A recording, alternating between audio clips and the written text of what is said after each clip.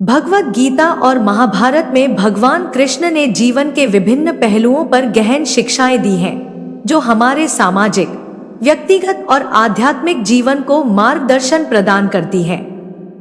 इस संदर्भ में पति के साथ भोजन करने वाली पत्नी के बारे में कृष्ण की दृष्टि समझने के लिए हमें उनके उपदेशों और जीवन के प्रति उनके दृष्टिकोण को गहराई से समझना होगा। कृष्ण के अनुसार स्त्री और पुरुष का संबंध केवल सामाजिक संस्था नहीं है, यह आध्यात्मिक और भावनात्मक संबंध भी है। पति और पत्नी का संबंध एक दूसरे के प्रति निष्ठा, प्रेम और विश्वास पर आधारित होता है। कृष्ण मानते हैं कि पति पत्नी के बीच का बंधन एक पवित्र संबंध है, जो केवल पारिवारिक जीवन को बल्कि पूरे समाज को भी संतुलित रखने में सहायक है। वे कहते हैं कि एक सच्चा साथी वह होता है जो अपने जीवन साथी के साथ न केवल सुख बल्कि दुख में भी कंधे से कंधा मिलाकर चलता है।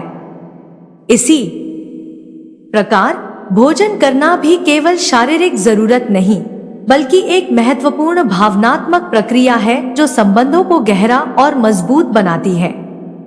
कृष्ण ने कभी प्रत्यक्ष रूप से पति के साथ भोजन करने वाली औरत पर विशेष टिप्पणी नहीं की, परंतु उन्होंने जीवन के विभिन्न पहलुओं में संतुलन, प्रेम और निष्ठा को महत्वपूर्ण बताया है। गीता में कृष्ण ने कहा है कि भोजन केवल शरीर का पोषण ही नहीं, बल्कि मन और आत्मा को भी संतुष्टि प्रदान करता है। जब एक पत्नी अपने पति के साथ बैठकर भोजन करती है, तो वह केवल भोजन नहीं कर रही होती, बल्कि वह उस रिश्ते में अपने प्रेम, निष्ठा और भावनाओं का आदान प्रदान भी कर रही होती है। कृष्ण का यह भी मानना था कि भोजन को हमेशा प्रेम और आदर के साथ ग्रहण करना चाहिए। हमारे ग्रंथों में भोजन को प्रसाद के रूप में देखा गया है, जो परमात्मा का दिया हुआ उपहार है। जब पति पत्नी एक साथ भोजन करते हैं, तो यह उस प्रसाद का सम्मान है जो उन्हें एक साथ ग्रहण करने का अवसर मिला है। इस प्रकार भोजन का एक सांकेतिक अर्थ यह भी है कि वे अपने जीवन के हर पहलू में, चाहे वह सुख हो या दुख, एक साथ खड़े हैं। कृष्ण ने अपने जीवन में भी प्रेम, मैत्री और विश्वास को बहुत महत्व दिया। उनकी मित्रता और संबंध उनके प्रिय सखा अर्जुन, राधा, सुदामा और अन्य पात्रों के साथ बहुत गहरे थे। उनके ये रिश्ते केवल सतही नहीं थे, ये भावनाओं और आध्यात्मिक जुड़ाव पर आधारित थे।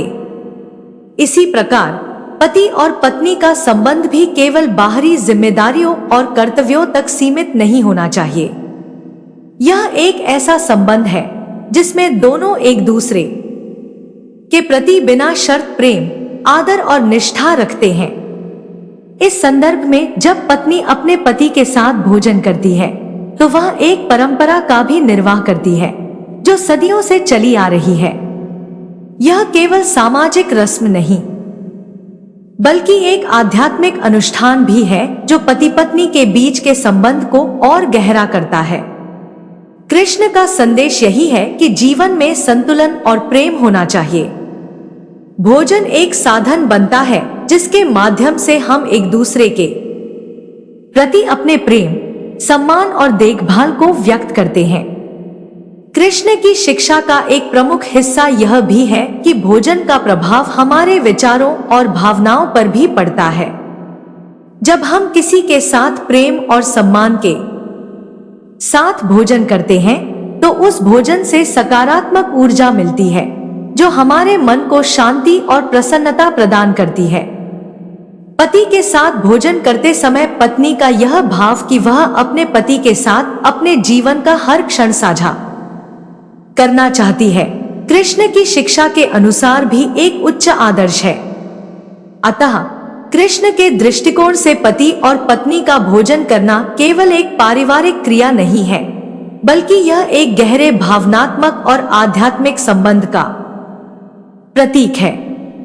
यह प्रेम, आदर और निष्ठा की अभिव्यक्ति है, जो एक सच्चे और संतुलित जीवन की ओर संकेत करता है। कृष्ण के अनुसार एक स्त्री का यह प्रेम और समर्पण ही उसे सच्चे अर्थों में एक आदर्श पत्नी और सच्ची जीवन संगिनी बनाता है, और यही संबंध उसके और उसके परिवार के जीवन को सुखमय बनाता है।